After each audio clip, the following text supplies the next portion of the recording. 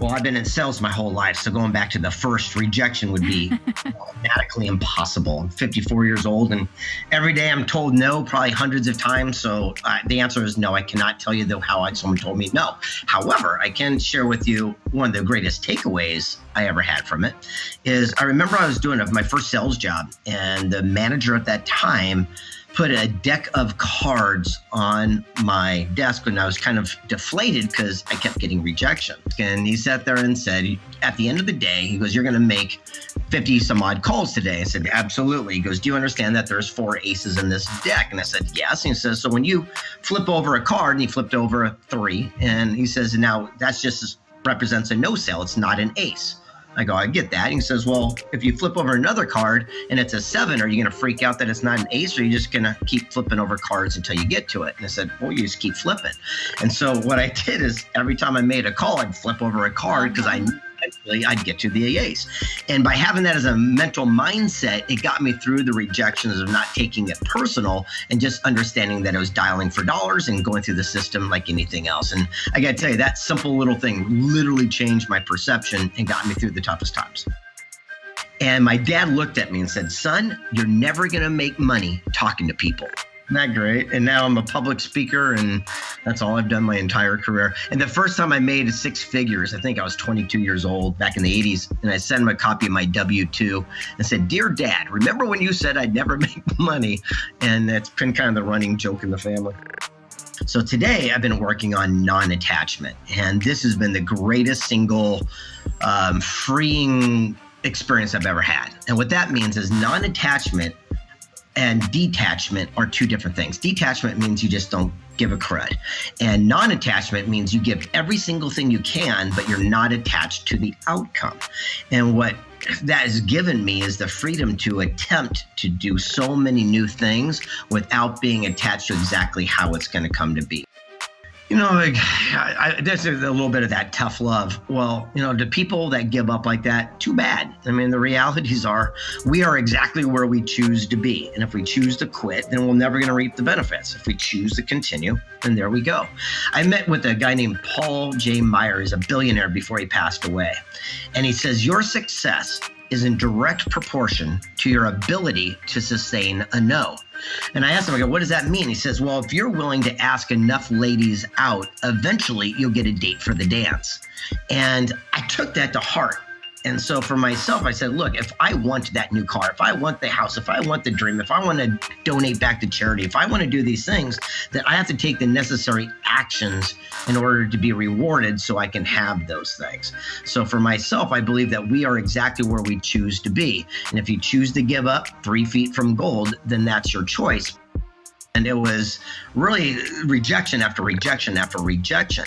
Yet, again, I was not really attached because I knew the outcome was so spectacular, I made it into a game.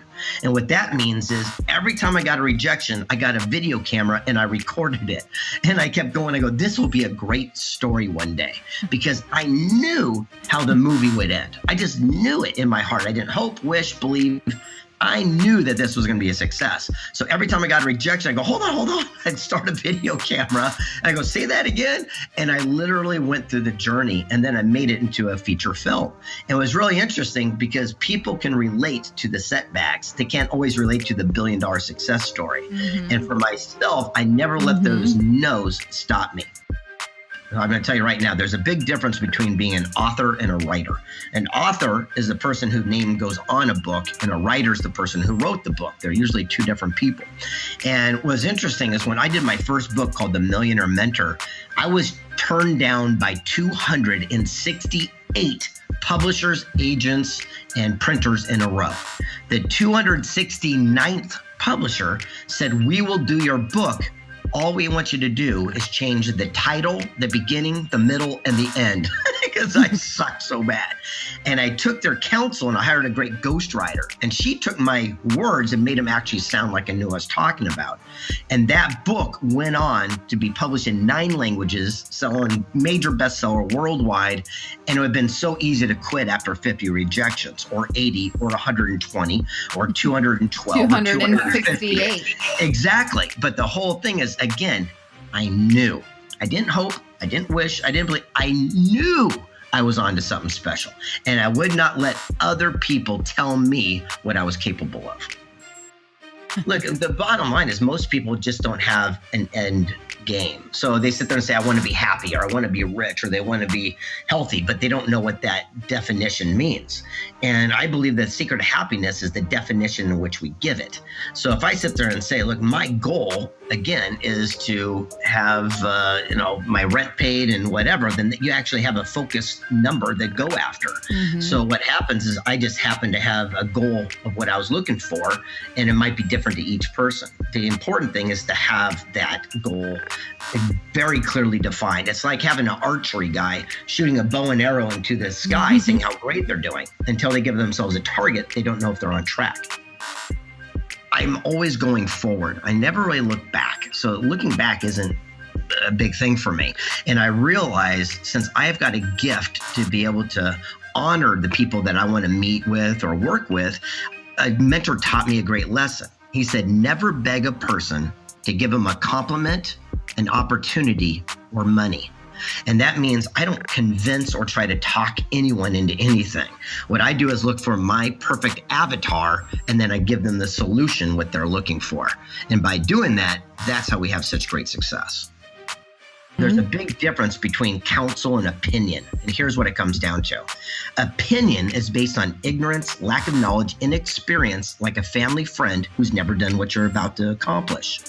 Counsel is based on wisdom, knowledge, mentorship. People have paved the way. If we would spend our activities only seeking counsel and ignoring people's opinion, that's the day our life would change. We are a reflection of the people we hang around the most. Our income, attitude, and lifestyle is the average of the group, and choose your friends wisely. In high school, if you hung around the smoking section, you're a smoker. If you hung around jocks, you're a jock. And the same thing applies today. If we hang around people that complain, gripe, and moan, that's our conversation.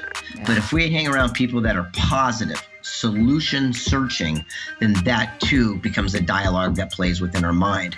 So it's so important to surround yourself with people that are doing what you want to do.